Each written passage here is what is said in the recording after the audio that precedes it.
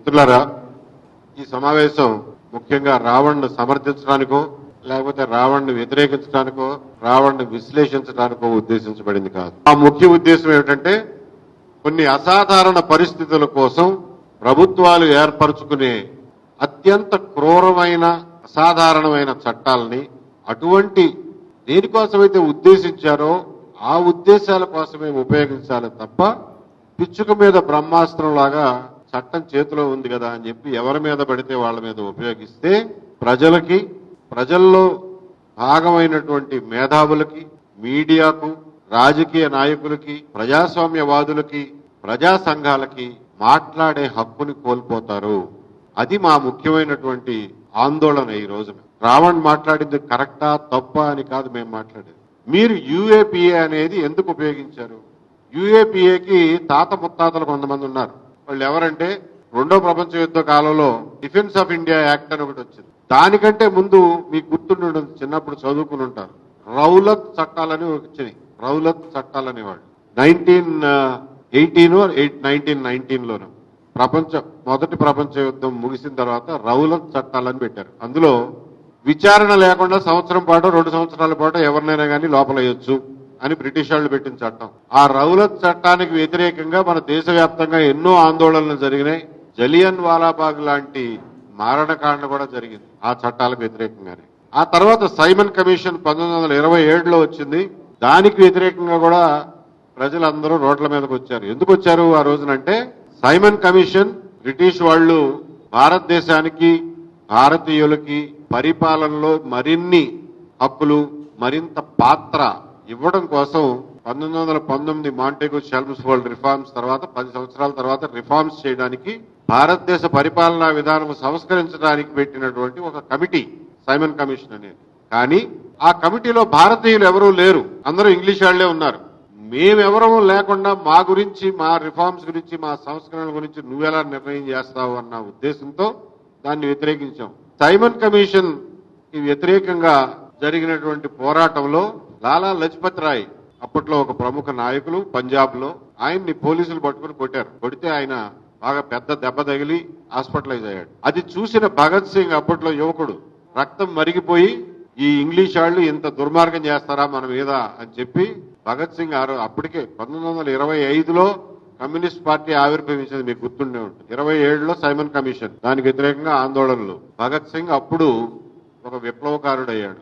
పొగ బాంబులు పట్టుకుని పార్లమెంట్ లో పొగ బాంబులు వేశాడు. ఎవరిని చంపడానికి ఉద్దేశించింది కాదు, ఆ బాంబులు వేస్తే ఎవరు చచ్చిపోరు. బ్రిటిష్ వాళ్లలో ఒక భయం కలగజేయడం కోసం, భారతీయుల నిరసనను వ్యక్తం చేయడం కోసం వేసిన పొగ బాంబులు అవి.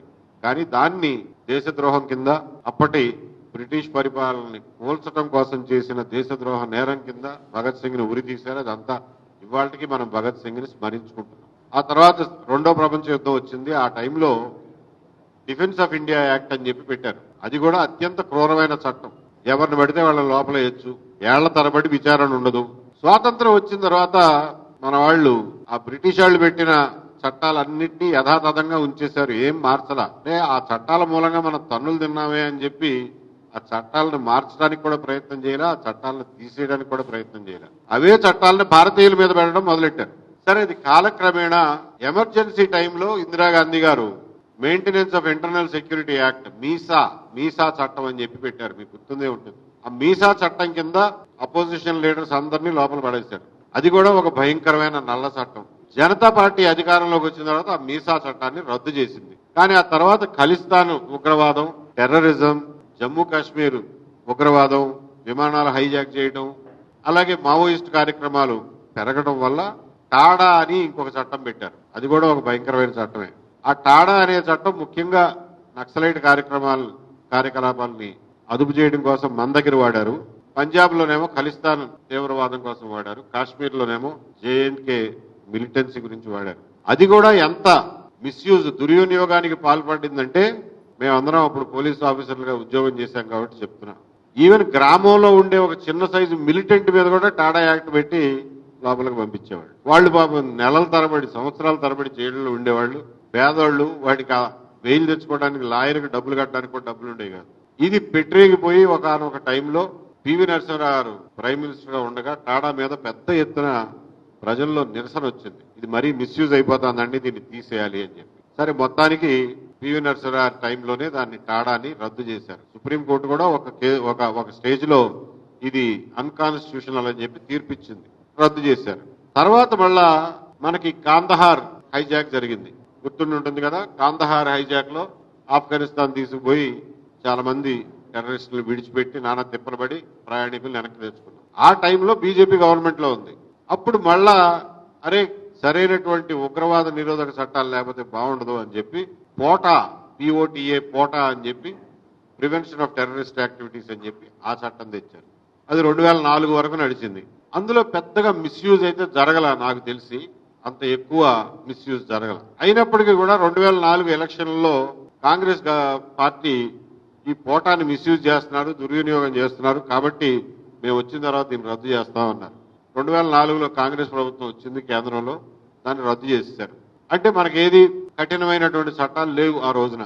చివరకు చూస్తే మనకి 26/11 బొంబాయిలో ఉగ్రవాద దాడులు జరిగింది. ఉగ్రవాద దాడులు జరిగేసరికి అప్పుడు అపోజిషన్ వాళ్ళందరూ, అప్పుడు బీజేపీ అపోజిషన్ వాళ్ళందరూ ఎత్తుకున్నారు, మీరు పోటాను రద్దు చేశారు, మీ దగ్గర అసలు చట్టాలే లేవు, ఉగ్రవాదాన్ని నిరోధించే అభిప్రాయమే లేదు, మీకు ఆ ఆలోచనే లేదు, ఆ ఉద్దేశమే లేదు, అందుకనే ఈ దాడులు జరిగినాయి అని చెప్పి బాగా గొడవ చేసినప్పుడు సరేలే, జరిగింది పెద్ద ఇన్సిడెంట్ కాబట్టి శివరాజ్ పాటిల్ గారి తర్వాత చిదంబరం గారు హోమ్ మినిస్టర్ అయ్యి ఈ UAPA unlawful activities prevention act అనేది తెచ్చారు. దాన్ని కూడా అంతకు ముందు వాటి తాత ముత్తాతల లాగానే చాలా కఠినంగా, బెయిల్ రాకుండా, ఏమాత్రం అనుమానం ఉన్నా కానీ లోపల పడేసి సంవత్సరాల తరబడి, నెలల తరబడి జైల్లో ఉంచే ప్రొవిజన్స్ పెట్టారు. పెట్టినాడు బీజేపీ వాళ్ళు గొడవ చేశారు, అప్పుడు అపోజిషన్ లో ఉన్నారు కాబట్టి, దీన్ని మీరు మళ్ళీ ఒక టాడాలాగా తయారు చేస్తున్నారు అని చెప్పి. సరే, అపోజిషన్ కాబట్టి విమర్శిస్తారు. మొత్తానికి అది పాస్ అయింది. పాస్ అయిన తర్వాత UAPA అని చాలా తక్కువ స్థాయిలోనే వాడారు కాంగ్రెస్ వాళ్ళు, ఎక్కువ వాడల.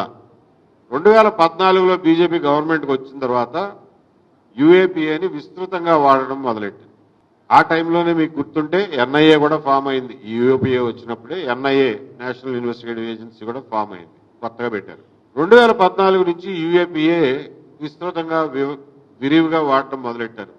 JNU స్టూడెంట్స్ మీద, జర్నలిస్టుల మీద, భీమా కోరేగావ్ కేసులోనేమో వరవర్రావు, సాయిబాబా, ఆయన ముసలాయన చనిపోయారు, ఆయన ఫాదర్ స్టాన్లీ మీద, ఇట్లాంటి వాళ్ళందరి మీద కూడా పెట్టారు. అంటే నోరెత్తితే ఈ చట్టాన్ని ఉపయోగించారు. అది గ్రాస్ మిస్యూజ్. ఆ చట్టం యొక్క ఉద్దేశం అది కాదు, దుర్వినియోగం ఇదంతా. అయినప్పటికీ కూడా కోర్టులు కూడా ఎందువల్లనో చూసి చూడనట్టుగా పోయినాయి. సంవత్సరాల తరబడి వీళ్ళందరూ జైళ్లలో మగ్గారు. వరవర్రావు గారిని ఈ రోజుకి కూడా బొంబాయి విడిచిపెట్టి హైదరాబాద్ వచ్చే పరిస్థితి లేదు ఆయనకి. ఆయన తీవ్రమైన అనారోగ్యంతో ఉన్నాడు. అయినా సరే సొంత ఇంట్లో చివరి రోజులు గడిపే అవకాశం కూడా ఆయనకి లేకుండా కండిషనల్ బెయిల్లో బొంబాయిలోనే కూర్చోబెట్టారు. మేము CFL గా, సెంటర్ ఫర్ లిబర్టీగా, లిబర్టేరియన్స్ గా, స్వేచ్ఛావాదులుగా, వ్యక్తి స్వేచ్ఛావాదులుగా, పెట్టుబడిదారీ విధానం సమర్థకులుగా, మేము కమ్యూనిజాన్ని ఒక ఐడియాలజీగా, ఒక భావవాదంగా, ఒక ఐడియాలజీగా తీవ్రంగా వ్యతిరేకిస్తాం. మేము దానికి ఆపోజిట్, వాళ్ళు అటువైపు ఉంటే మేము ఇటువైపున ఉంటాం. అయినప్పటికీ కూడా మావోయిస్టులు కానివ్వండి, కమ్యూనిస్టులు కానివ్వండి, క్యాపిటలిస్టులు కానివ్వండి, సెంట్రిస్టులు కానివ్వండి, ఎవరినైనా సరే వ్యక్తులుగా గౌరవిస్తాం, వ్యక్తుల హక్కుల్ని గౌరవిస్తాం, వ్యక్తుల హక్కులు రక్షింపబడాలి అని చెప్పి నినదిస్తాం. ఆ సందర్భంగా ఆ రకంగా మేము మాట్లాడేది ఏంటంటే, ఈ రోజున రావణ్ మీద పెట్టినటువంటి UAPA కేసు ఏదైతే ఉందో ఆ ఉగ్రవాద నిరోధక చట్టం యొక్క ఉద్దేశాలకి పూర్తి వ్యతిరేకం. రావణ్ మీద పెట్టిన 20 పేజీల రిమాండ్ రిపోర్టు చదివాను. ఇందులో పెట్టిన సెక్షన్లన్నీ చదివాను. ఆ సెక్షన్లో ఒక్కొక్క సెక్షన్ అర్థం ఏమిటో తెలుసుకున్నాను. ఇందులో వాళ్ళు పెట్టినటువంటి ఎవిడెన్స్ కానీ, ఇందులో వాళ్ళు పెట్టినటువంటి రావణ్ చేశాడు అని చెప్తున్నటువంటి పనులు కానీ, అవి ఏవి కూడా UAPAలో పెట్టిన సెక్షన్ 13 కానీ, సెక్షన్ 39 కింద కానీ ఎట్టి పరిస్థితుల్లోనూ నిలబడవు. అంతవరకు చట్టం తెలిసిన వాడిగా ఆ మాత్రం చెప్పగలరు. మరి ఎందుకు పెట్టారయ్యా? జడ్జి గారు రిమాండ్ ఎందుకు ఇచ్చారు అని అంటే, విచారణలో ఆ సెక్షన్లు నిలబడతాయా లేవా అనేది వేరే విషయం. రిమాండ్ ఇవ్వడానికి పోలీసులు చెప్పిన కారణం అది వేరే అంశం. పోలీసులు ఏం చెప్పారంటే, లేదండి చూచాయిగా ఈయన మావోయిస్టు సానుభూతి పడని చెప్పి పలానా రాతల ద్వారా తెలుస్తుంది, కాబట్టి ఆయన ఫోను, ఆయన కంప్యూటర్లు, ఆయన ఇళ్ళు, ఆయన ఆఫీసులు, ఆయన బ్యాంక్ అకౌంట్లు అన్నీ వెతికితే కానీ ఈయన ఏమైనా వాళ్ళకి ఆర్థికంగా కానీ వేరే రకంగా కానీ సహాయం చేశాడో లేదో తెలీదు. ఇదంతా దర్యాప్తు చేయాలంటే టైం పడుతుంది. దర్యాప్తు చేసే టైంలో ఆయన కనుక బయట ఉంటే మా దర్యాప్తుకి ఆటంకం కలుగుతుంది, కాబట్టి జైల్లో ఉంచండి, రిమాండ్ ఇవ్వండి అని చెప్పి రాశారు. అందువల్ల రిమాండ్ వచ్చింది తప్ప ఇందులో పోలీసులు ఉటంకించినటువంటి రావణ్ చర్యల ఆధారంగా అతను యుఏపిఏ కింద శిక్షార్హుడు అని కాదు అతనికి రిమాండ్ ఇచ్చింది. ఇక వీళ్ళు రిమాండ్ రిపోర్ట్లో ఉటంకించినటువంటి 2 ముఖ్యమైన విషయాల గురించి మాట్లాడతాను. ఒకటి, రావణ్ 10 నిమిషాల వీడియోకి వాయిస్ ఓవర్ ఇచ్చాడు. వెనకాల నుండి వాయిస్ ఓవర్ ఇచ్చాడు. రాసింది వేరే వాళ్ళ, వాయిస్ ఓవర్ ఇచ్చాడు. అందులో కొన్ని ముక్కలు కత్తిరించి దాన్ని ఇందులో రాశారు. ఆ 10 నిమిషాల సారాంశం రాయగా ముక్కలు కత్తిరించి రాశారు. ఆ ముక్కల్లో ఏముందంటే, హిడ్మా చనిపోతే, హిడ్మా కానీ కేశవరావు కానీ చచ్చిపోతే ఇంకొక హిడ్మా పుడతాడు, ఇంకొక కేశవరావు పుడతాడు, పోరాటం ఆగదు అన్న ముక్కలు కత్తిరించాడు. మీరెవరైనా కానీ, మీరందరూ చదువుకున్న వాళ్ళు కాబట్టి ఆ 10 నిమిషాల వీడియో రిమాండ్ రిపోర్ట్లో ఉంది. ఇది వాళ్ళ సోషల్ మీడియాలోనే దొరుకుతుంది. ఆ లింకులోకి వెళ్ళి చూస్తే ఆ 10 నిమిషాల్లో ఆ రాసిన వారు ఎవరో తెలియదు కానీ వాయిస్ ఓవర్ ఇచ్చింది రావణ్. అందులో చూస్తే పురాతన కాలంలో స్పార్టకస్ దగ్గర నుంచి ఇవాళ హిడ్మా వరకు అన్యాయానికి వ్యతిరేకంగా, అణచివేతకు వ్యతిరేకంగా పోరాటాలు జరుగుతూనే ఉంటాయి. అందులో ఒకడు స్పార్టకస్ కావచ్చు, ఇంకొకడు ఇంకొక పేరుతో రావచ్చు, ఇంకొకడు భగత్ సింగ్ కావచ్చు, ఇంకొకడు హిడ్మా కావచ్చు, ఇంకొకడు కేశవరావు కావచ్చు. పోరాట రూపాలు మారవచ్చు, ఆయుధాలు మారవచ్చు, ప్రదేశాలు మారవచ్చు, వ్యక్తులు మారవచ్చు, కానీ పోరాటం కొనసాగుతూనే ఉంటుంది అని చెప్పి అది సారాంశం ఆ 10 నిమిషాల్లో. అందులో ఎక్కడా కూడా నేను మావోయిస్టు సానుభూతి పరుడనో, లేకపోతే మావోయిస్టుల్లో చేరండి అని చెప్పి పిలుపునివ్వడమో, లేకపోతే మావోయిస్టులకు నేను సహాయం చేస్తున్నానని చెప్పడమో, అసలు ఈ సెక్షన్ 30, 39కి సంబంధించిన ఇంగ్రీడియంట్స్ అంటారు, ఇంగ్రీడియంట్స్ ఎక్కడ లేవు. అది ఒకటి ప్రేక్షక మహాశయులకి అలాగే మీడియా మిత్రులకు కూడా తెలియజేసుకున్నాను. ఇంకొకటి, వాళ్ళు ఇందులో ఉటంకించింది మిగిలిన సెక్షన్లు పెట్టారు కదా, 147, 148, 152, 192, 197, 353. అందులో అవేవి యూఏపీఏకి సంబంధించినవి కాదు, అవన్నీ బిఎల్ఎస్కి సంబంధించినవి. సరే, యూఏపీఏకి సంబంధించి అయితే ఇందులో మెటీరియల్ లేదు అనేది మేము చెప్పగలం. లేదు, రేపు పొద్దున ఇన్వెస్టిగేషన్లో మేము ఏదో తెస్తాము అని అంటారా? సరే, దానికి మేమే కాదనలేము, అవునలేము. పోతే ఇంకొక విషయం, హిందూ మతాన్ని కించపరిచే విధంగా, సనాతన ధర్మాన్ని కించపరిచే విధంగా ఇతను మాట్లాడాడు అని చెప్పి కొన్ని ముక్కలు ఇందులో ఉదహరించారు. ఆ వీడియో ఎక్కడ దొరుకుతుందా అని చూస్తే అది ఇవాళ యూట్యూబ్లో ఎక్కడ దొరకట్లా. వీళ్ళు రాయడమేమో కొన్ని వీడియోలు ఆయనే డిలీట్ చేశారని అన్నారు. నాకు మిగిలిన వాళ్ళు చెప్పింది ఏంటంటే, ఆ వీడియో నవంబర్ 25లో పబ్లిష్ అయినప్పుడు చాలామంది దాని మీద రిపోర్ట్లు కొట్టారు. దానివల్ల యూట్యూబ్ వాళ్ళే దాన్ని డౌన్ చేసేసారు, డిలీట్ చేసేసారు. అది వాళ్ళ దొరకడం లేదు, మా దగ్గర కూడా లేదు అన్నారు. ఎవరన్నా అప్పట్లో డౌన్లోడ్ చేసుకుంటే వాళ్ళ దగ్గర ఉంటుంది, చూడండి. ఏది ఏమైనప్పటికీ కూడా నిన్న ఒక ఎక్స్ప్లెనేషన్ చూసింది ఏంటంటే, వీళ్ళు పెట్టిన ముక్కలు అతికిచ్చి పెట్టిన ముక్కలు. యాక్చువల్గా రావణ్ ఒక సుదీర్ఘమైనటువంటి ఉపన్యాసంలో రాధా మనోహర్ దాస్ అనే ఆయన మాట్లాడిన దానికి జవాబుగా మాట్లాడిన విశ్లేషణలో కొన్ని ముక్కలను తీసుకుని వాటిని అతికిచ్చి, ఇదిగో చూసారా హిందూ మతాన్ని ఇంత పెద్ద మాట అనేసాడు అని చెప్పి అన్నారు. కానీ నిన్న నేను చూసిన దాంట్లో రాధా మనోహర్ దాస్ చేసినటువంటి వేరే మతం గురించి చేసినటువంటి అనవసరపు ప్రసంగం, తప్పుడు ప్రసంగాన్ని తప్పుపడుతూ, బాబు నువ్వు అట్లా అంటున్నావు, ఎవరైనా హిందూ మతం గురించి ఇలా అంటే ఎలా ఉంటుంది, నీకు ఎంత బాధగా ఉంటుంది, హిందువులకు ఎంత బాధగా ఉంటుంది, హిందువులను ఇంకొక మతం వాళ్ళు కొట్టుకు సావరా, సమాజంలో అశాంతి కలగదా, ఆ మాత్రం ఆలోచన లేదా నీకు అని చెప్పినట్టుగా ఉంది. ఏదేమైనా పూర్తి వీడియో మనకి వాళ్ళు అవైలబుల్గా లేదు.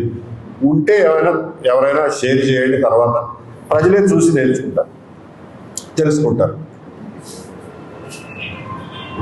ముఖ్యంగా మేము తెలియజేయదలుచుకున్నది ఏంటంటే, మేము సెంటర్ ఫర్ లిబర్టీగా వ్యక్తి స్వేచ్ఛని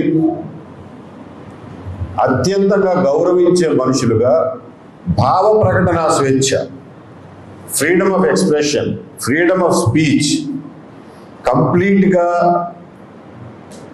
ఏ అడ్డంకులు లేకుండా భావ ప్రకటన స్వేచ్ఛ మనుషులకి ఉండాలి అని గట్టిగా నమ్మే మనుషులు, దానికోసం పోరాడే మనుషులు. మా రాజకీయాలు, మా రాజకీయ భావాలు, మా తాత్విక భావాలు అన్నీ కూడా భావ ప్రకటన స్వేచ్ఛకి అనుకూలమైనటువంటి. మీ నుంచి వచ్చే ప్రశ్నలు కూడా ఊహించి మరీ చెప్తాను. తర్వాత ఇంకొక విషయం చెప్పి ముగిస్తాను. రావణ్ మీద పెట్టిన 4 కేసుల్లోనూ బెయిల్ వచ్చింది తనకి. ఎందుకు వచ్చింది బెయిలు? అవన్నీ బెయిలబుల్ అఫెన్సెస్ కాబట్టి, 2 ఏళ్ళు 3 ఏళ్ళు శిక్షలు ఉండే సెక్షన్లు కాబట్టి బెయిల్ వచ్చింది. ఏ జడ్జి అయినా బెయిల్ ఇవ్వక తప్పదు. 4 పోలీస్ స్టేషన్ల చుట్టూ తిప్పి, 4 కోర్టుల చుట్టూ తిప్పి, 4 సార్లు బెయిల్ తీసుకున్న తర్వాత అప్పుడు యూఏపీఏ గుర్తొచ్చి ఎప్పుడో పాత వీడియో ఒకటి తీసి అందులో కొన్ని ముక్కల్ని తీవ్రవాదాన్ని సమర్థించేదానిగా, లేకపోతే వారికి ఊతమిచ్చేలాగా, అబెట్మెంట్ చేసేలాగా ఉంది అని చెప్పి ఈ కేసు పెట్టారు. మనకి చట్టంలో బూతు మాటలు మాట్లాడితే, ఒక వ్యక్తిని దూషిస్తే, బూతులు తిడితే ఏ సెక్షన్ కింద శిక్షార్హుడు అవుతాడు అనేది మన దగ్గర క్లియర్ గా ఉంది. అది ఇప్పుడు బిఎన్ఎస్ సెక్షన్ 352, అంతకుముందు ఐపీసీలో 504 అని ఉండేది. అదేంటంటే ఇంటెన్షనల్లీ ఇన్సల్టింగ్, కావాలని చెప్పి ఒకళ్ళని అవమానపరిచే రకంగా బూతులు మాట్లాడడం. కాకపోతే దానికి శిక్ష, మాక్సిమం శిక్ష 2 సంవత్సరాలు. అది నాన్ బెయిలబుల్, అది bailable case, non cognisable case. అంటే మీరు పోలీస్ స్టేషన్కి వెళ్తే ఎఫ్ఐఆర్ రాయలేరు. మీరు పాత సిఆర్పిసి 200 సిఆర్పిసి కింద, లేకపోతే ఇప్పుడు దాన్ని ఎంత 223 బిఎన్ఎస్ఎస్ కింద ఒక మ్యాజిస్ట్రేట్ కోర్టుకి వెళ్లి మీరు ఒక అర్జీ పెడితే, అందులో వాస్తవాలు చూసి వాళ్ళు పర్మిషన్ ఇస్తే అప్పుడు పోలీసులు దాని మీద ఒక ఎఫ్ఐఆర్ రిజిస్టర్ చేసి దాన్ని ఇన్వెస్టిగేట్ చేయొచ్చు. అది కూడా బెయిలబుల్ కేసు. అక్యూజ్డ్ వచ్చి బెయిల్ సమర్పిస్తే మ్యాజిస్ట్రేట్ బెయిల్ ఇవ్వాలి. కానీ విచారణ చేయదగినటువంటి కేసే. అంటే బూతులు తిడితే ఊరుకుని కూర్చోవాలా అంటే ఊరుకోక్కర్లా. బూతులు తిడితే మ్యాజిస్ట్రేట్ కోర్టుకి వెళ్ళి ప్రైవేట్ కేసు వేయండి, ఖచ్చితంగా దాని మీద విచారణ జరుగుతుంది, శిక్షలు కూడా పడతాయి. ఎక్కడికి పోతే అంత రికార్డు మీదే ఉంది కదా. అలాగే మతాలను కించపరిచేలాగా ఎవరైనా మాట్లాడితే ఊరుకోవచ్చా అని అంటారు. ఏమాత్రం ఊరుకోవాల్సినటువంటి అవసరం లేదు.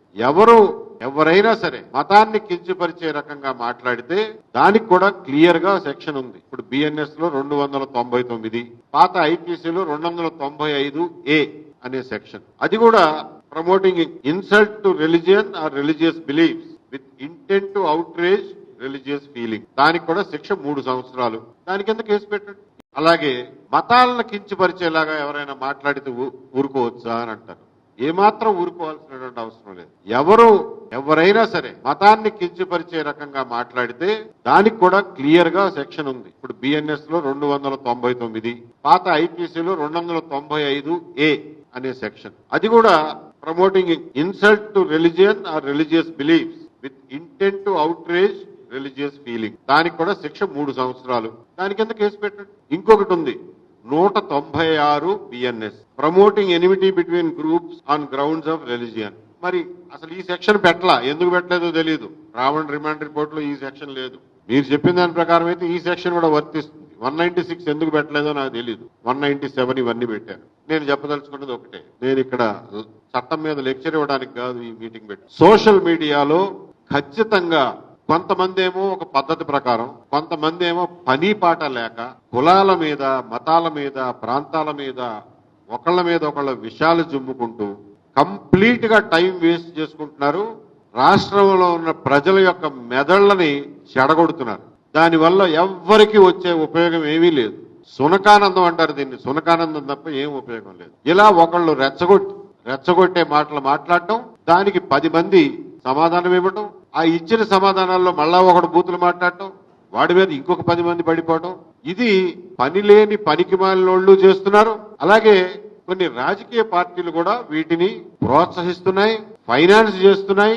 కొంతమందిని ఇదే పనిలో పెట్టి ఈవెన్ కొన్ని యూట్యూబ్ ఛానళ్లని ఫైనాన్స్ చేసి మరీ ఇదే పనిలో పెడుతున్నాయి. ఈ విషయం ఈ యూట్యూబ్ ఛానల్ వీక్షకులు, ప్రజలు అందరూ గమనించాల్సిందిగా కోరుతున్నాం. మేము భావ ప్రకటన స్వేచ్ఛకి కట్టుబడి ఉన్న వాళ్ళం కాబట్టి ఈ యూట్యూబ్ ఛానళ్లను బ్యాన్ చేయమనో, వీళ్ళ మీద నియంత్రణ పెట్టమనో, లైసెన్సులు తీసుకోమనో మేము అడ్వకేట్ చెయ్యం.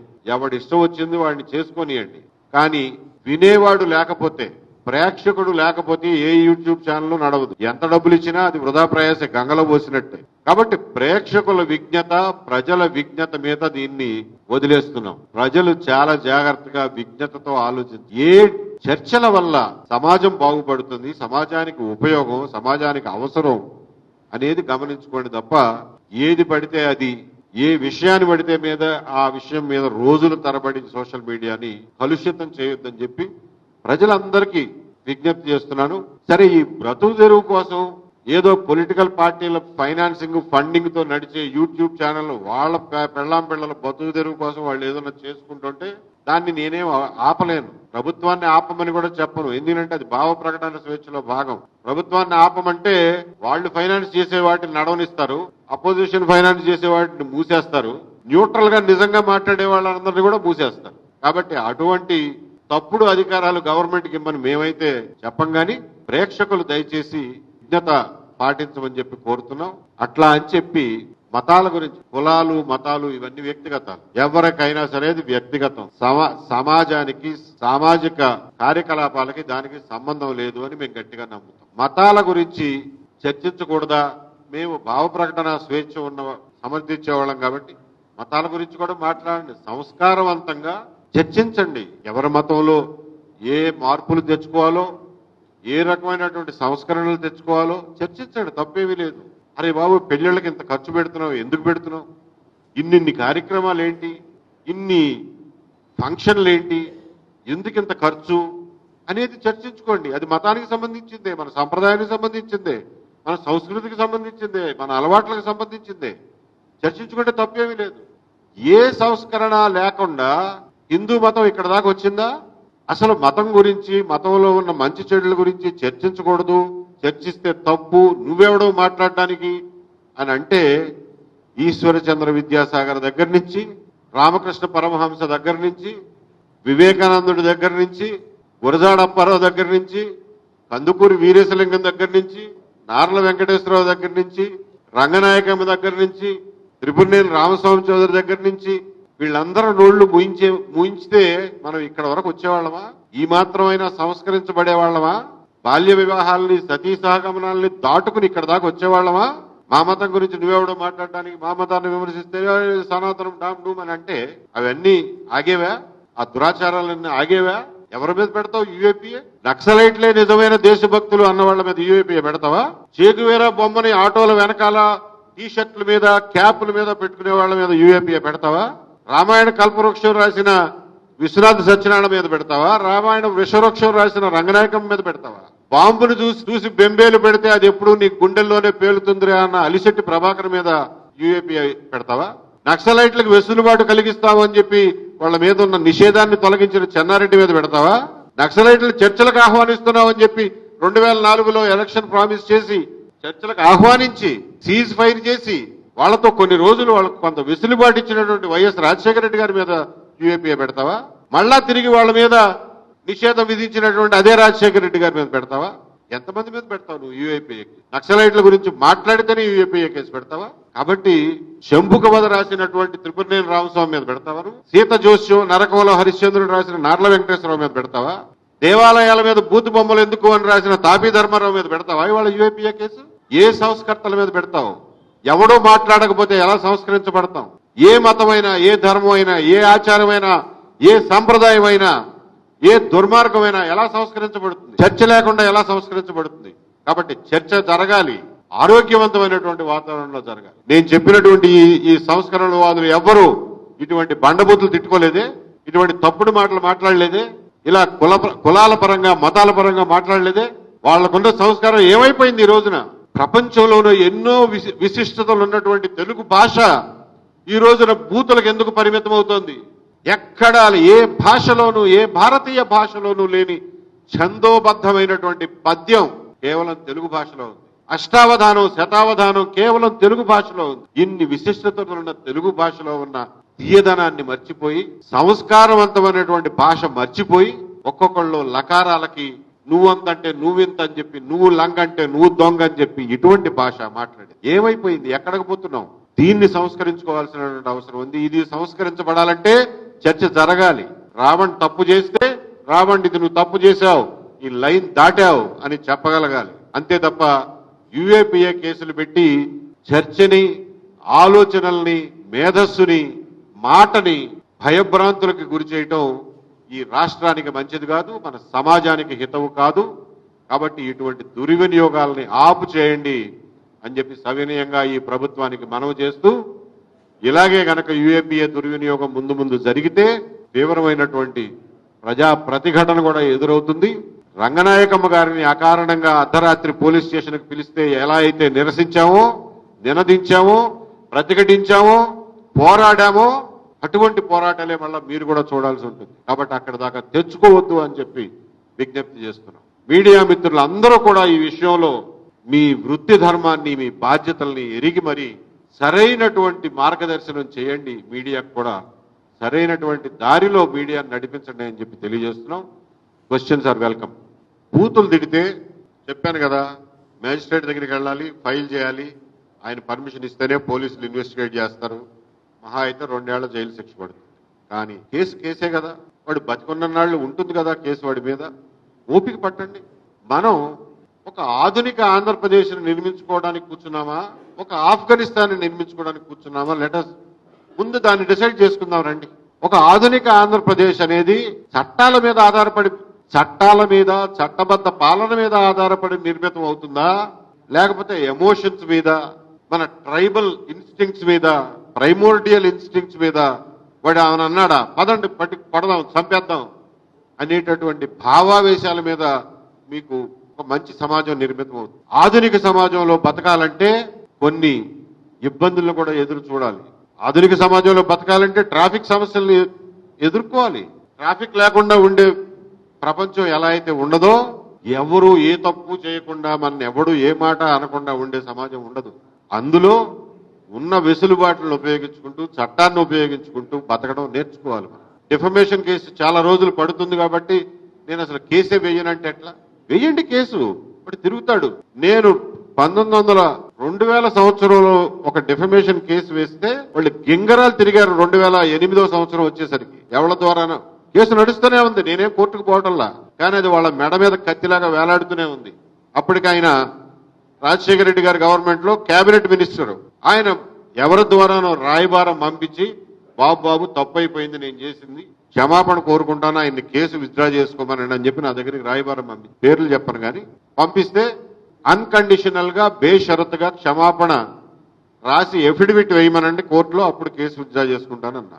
నేను చెప్పినట్టుగానే ఎఫిడవిట్ వేశాడు, నేను కేసు విత్డ్రా చేసుకున్నాను, అయిపోయింది. అది చాలదా? కాబట్టి చట్టపరంగా పోదాం. 2 ఏళ్లు కాకపోతే 20 ఏళ్లు పట్టనివ్వండి. That's a civilized way of behaving. పోలీసులు ఏముందండి బక్క ప్రాణులు బాబు. నేను ఎందుకు మాట్లాడతాను ప్రతి వాళ్ళ గురించి? మీరు అడిగారు కాబట్టి ఇప్పుడు చెప్తాను. ప్రకాష్ రాజ్ ఏమన్నాడు, ఆయన ఏమన్నాడు, ఈయన ఏమన్నాడు, నేను లిస్ట్ రాసి పెట్టుకుంటాను సార్. దాని మీద Prakash Raj he gave his own bite. ఆయన అన్నది కూడా ఇదే, యుఏపిఏ ప్రయోగించడం అనేది కరెక్ట్ కాదు అని చెప్పి నేను అన్నాడు. మోర్ ఆర్ లెస్ ఆయన చెప్పిన అభిప్రాయమే నేను కూడా ఇప్పుడు మీకు చెప్పాను కదా. కాబట్టి ఆయన్ని ఎండోర్స్ చేయడమో ఆయన్ని కాంట్రడిక్ట్ చేయడమో నాకేం పని.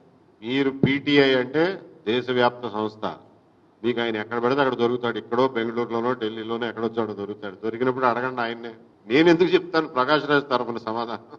ఎజెండాతో పనిచేస్తున్నది వాస్తవం. నేనే చెప్తున్నాగా, పొలిటికల్ పార్టీలే ఫండింగ్ చేస్తున్నాయి. పొలిటికల్ పార్టీలే కొన్ని ఛానల్స్ ఫండింగ్ చేస్తున్నాయి, కొన్ని చర్చలను ఫండింగ్ చేస్తున్నాయి. ఒరే నువ్వు వీడి మీద పడరా, మా పేటీఎం బ్యాచ్ అంతా నీతో పాటు వస్తారు అని చెప్పి ఒక బ్యాచ్, అటువైపున కూడా సేమ్ సిమిలర్ గా జరుగుతున్నాయి. సో ఎజెండాతో పనిచేస్తున్నప్పుడు అరే నువ్వు ఎజెండాతో పనిచేస్తున్నావు అని ఎత్తి చూపించండి, ఎక్స్పోజ్ చేయండి. ఆయనకి ఎంత భావ ప్రకటన స్వేచ్ఛ ఉందో మీకు ఉందిగా, ఎవడొద్దన్నాడు? ఎక్స్పోజ్ చేయండి, తప్పులేదు. చెయ్యాలి కూడా, చెయ్యడం మన బాధ్యత. చేయకపోతే జనం అందులో పడి కొట్టుకుపోతూ ఉంటారు. చెప్పాను కదా సార్, నేను రావణ్ ఏలూరు మీటింగ్ లో మాట్లాడిన వాటిల్లో పచ్చిబూతులు ఉన్నాయి, కొన్ని సెటైర్లు ఉన్నాయి. రాధా మనోహర్ దాస్ మీద క్లియర్ గా డెఫమేషన్ ఉంది. మూడు సెపరేట్ సెక్షన్స్ కింద తీసుకోవాలి మీరు. ఆ పచ్చిబూతులు మాట్లాడిన దానికి సెక్షన్లు ఉన్నాయి, దాని మీద కేసు వేయాల్సింది. వేసినట్టున్నారు, వేసి ఉంటారు ప్రాబ్లీ. రాధా మనోహర్ దాస్ ఖచ్చితంగా డెఫమేషన్ వేయాలి, ఆయన పేరు పెట్టి తిట్టినందుకు. మిగిలిన అంటారా కొన్ని ఫ్యాక్ట్స్ కూడా ఉన్నాయి అతను మాట్లాడిన వాటిలో. దాన్ని ఫ్యాక్ట్ మాట్లాడినప్పుడు మీరు దాన్ని డిఫమేటర్ అనలేరు. అది ఎంత కటువుగా ఉన్నా కానీ ఫ్యాక్టే. No no, UAPA is not meant for that.